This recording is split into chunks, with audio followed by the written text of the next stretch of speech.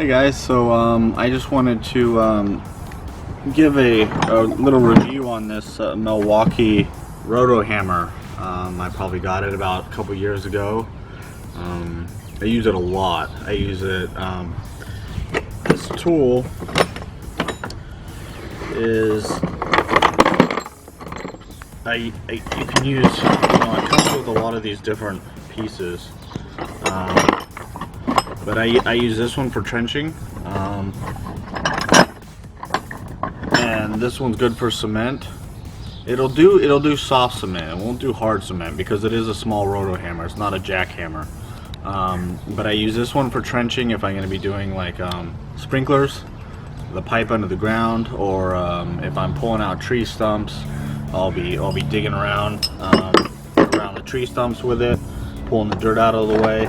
I bought a bunch of these for drilling in cement, bricks, stone. So I use all these different kinds, as well as even these little ones. I'll use. I use these little ones a lot for drilling anchors into the house. So these work really good. You just put the anchor in, and then you can put the screw right into that anchor, so it holds it. But yeah, what's great about this drill is it will drill and spin at the same time. It's got a little, that's why they call it a roto hammer.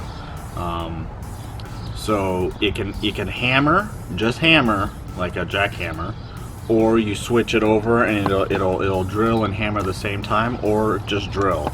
So it depends on what you're drilling into or what you're using the work for. And it also has the forward and back. So if you're drilling forward, drilling backwards, you can also do that too. And it also has a little locking button. So if you're doing a big job, you can just push that down and it keeps it locked. And then it'll just unlock itself after you're done with that. With that, you want to stop it. So, but this is just one of my favorite and highly recommended.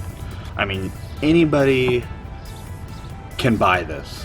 I think it was like $100, maybe a little bit more, but I would recommend it to every household. You can pretty much use it for any project that you have around the house, and it makes it so much easier and faster to drill.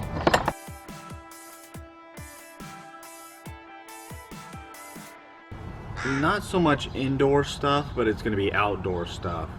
Like I said, if you're putting in any 5-gallon plant, anything bigger than a 5-gallon plant, it's going to be a lot easier. If you have clay soil, even a 1-gallon plant, it'll be a lot easier to use this than a shovel.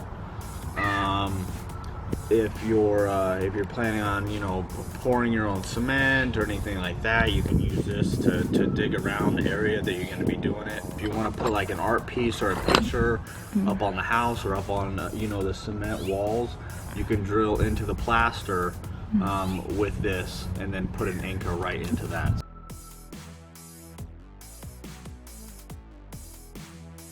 Well, from what I remember, it comes with only these two.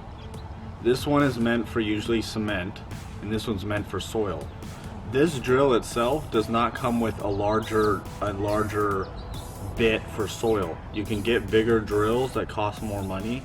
That the spades are like as big as a shovel. They're like this big. But this drill, because of its size, is not the smallest. It's more of the medium-sized drill.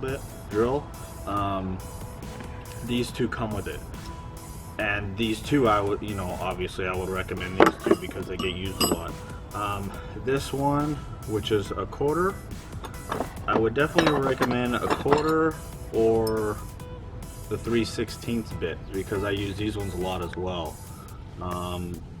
For, like I said, the anchors and things like that. I also use them for if I'm running wire through the garage. For timers, whether it's lighting timers or sprinkler timers, I'll just drill right into the garage and it'll go right through the wood and everything. So those work really well. These other ones that I have, they're not really too necessary for just a regular, homeowner, because they're a little big. This is a 1 inch. This is a 1 1/4. I usually use these ones for drains if I'm going to be building garden boxes and drains for the gutters of the houses and things like that. I'll use these for draining water. And then these other three, same thing. I mean, these are the long ones do help. Sometimes you go through like big long cinder blocks. If you're going through a cinder block wall, you're gonna need these longer ones. These shorter ones, they're a little easier to drill, but they won't go all the way through. So sometimes I'll also use these longer ones if I'm gonna go through a 4x4 post, and then I want to go through a 2x4 as well. So these longer ones help too. These are too short.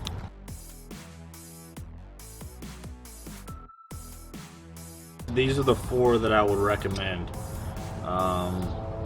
It really depends on what size anchor you use. Will depend on which one of these you get.